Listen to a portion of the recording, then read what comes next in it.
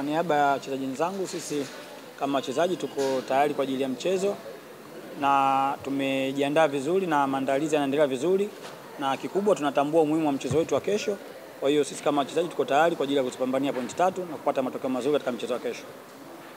Asante Dickson, na tunakaribisha maswali matano kwake tafadhali. Kikubwa tunachoamini mchezo utakuwa mgumu. Ukiachana na yeye pekee yake, lakini wapo wachezaji wengi ambao wanafanya vizuri katika timu yao. Kwa hiyo sisi kama wachezaji wa Yanga kwa pamoja tumejiandaa na tutashirikiana vizuri kuweza kuzuia vizuri na kutoruhusu goli la aina yote katika lango letu. Swali la pili kwa Captain Dickson Job. Sisi kama wachezaji ni kama wanajeshi tu, kwamba muda wote inabidi wabadilike kutokana na mazingira. Kwa hiyo kila mwalimu anapokuja ni kazi yetu na ni wajibu wetu kuweza kumpokea na kuweza kumpa ushirikiano na kuweza kufanya kile ambacho mwalimu anatupa na kukipokea kwa uharaka na kuweza kukitimiza. Nakaribisha swali la tatu kwa Captain Dickson Job.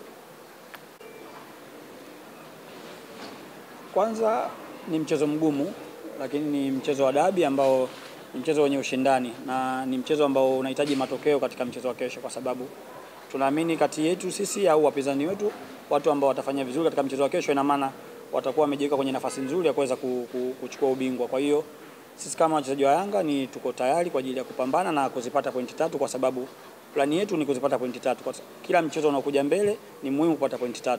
Kwa hiyo sisi kama wachezaji tuko tayari kwa ajili ya kupambana, kufanya vizuri, kuzichukua hizo pointi 3 na kuangalia mchezo wa mbele ili kuweza kutetea taji letu.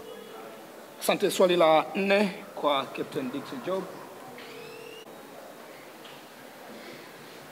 Kupata matokeo mazuri katika michezo iliyopita ni jambo zuri, kwa sababu linatupa confidence katika mchezo huu ambao tunakwenda kucheza, lakini hatupaswi kujiamini sana, kwa sababu kila dabi inakuja na plani tofauti na kila dabi inakuja na mahitaji tofauti.